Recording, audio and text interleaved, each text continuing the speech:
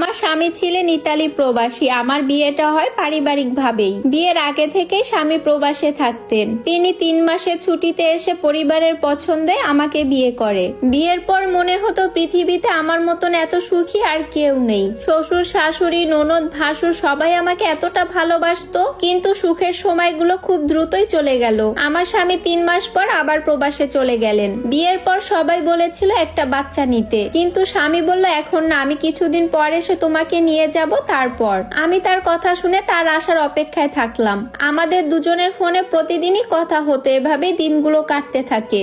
আস্তে আস্তে আমার স্বামী জানি কেমন হয়ে গেল। আমাকে দিনে একবার ফোন দিত, তারপর 2-3 দিন তার আর কোনো খোঁজ থাকতো না, ফোনও বন্ধ থাকতো। 2-3 দিন পরে সে আমাকে বলতো আমি কাজে অনেক ব্যস্ত ছিলাম, এজন্য ফোন বন্ধ রেখেছিলাম। তার কথা শুনে আমার কেমন জানি সন্দেহ হতে লাগলো, কি এমন কাজ করে যে ফোন বন্ধ রাখতে হয়। একদিন আমি তার এক বন্ধুর সাথে কথা বলি আর জিজ্ঞাসা করি আপনার বন্ধু কই যায়, আপনি কি তা জানেন? আর উনি কি এমন কাজ করে যে ফোন বন্ধ রাখতে হয়? আমার স্বামীর বন্ধু প্রথমে আমার কাছে কিছুই বলতে চায় না। আমি বারবার অনুরোধ করার পর এমন একটা কথা আমাকে সে বলে, সেটা শুনে আমার মাথায় আকাশ ভেঙে পড়ে। আমাকে বলে ভাবি আপনাকে যে আমি এই কথাটা কি করে বলবো। তখন আমি বললাম এত কথা না ঘুরে আপনি সোজা সাপটা ভাবে বলেন তো আমার স্বামী কি করে। তখন তিনি বলেন আমার স্বামী নাকি আরেকটা বিয়ে করেছে। এ কথা শুনে আমি নিজের কানকেও বিশ্বাস করতে পারছিলাম না, মনে হলো আমি ভুল কিছু শুনলাম। তখন আমি ওনাকে বললাম আপনি এসব কি বলতেছেন? আমি বললাম আমার স্বামী আমাকে অনেক ভালোবাসে, সে কি জন্য আমাকে রেখে অন্য একটা বিয়ে করবে? আমাকে এত ভালোবাসা দিয়েছিল মানুষটা, তারপর নিমিষেই কেন এই ভালোবাসা শেষ হয়ে গেল আমি বুঝতেই পারলাম না।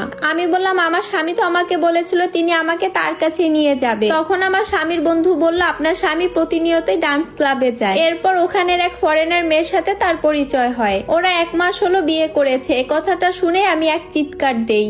আমার চিৎকার শুনে আমার শ্বশুর শাশুড়ি সবাই আমার রুমে চলে আসে। তখন আমি আমার শাশুড়িকে জড়িয়ে ধরে হাউমাউ করে কান্না করতে থাকি। মনে হচ্ছে বুকের ভিতরে ঝড় উঠে যাচ্ছে। কেন আমার স্বামী এমনটা করলো আমার সাথে?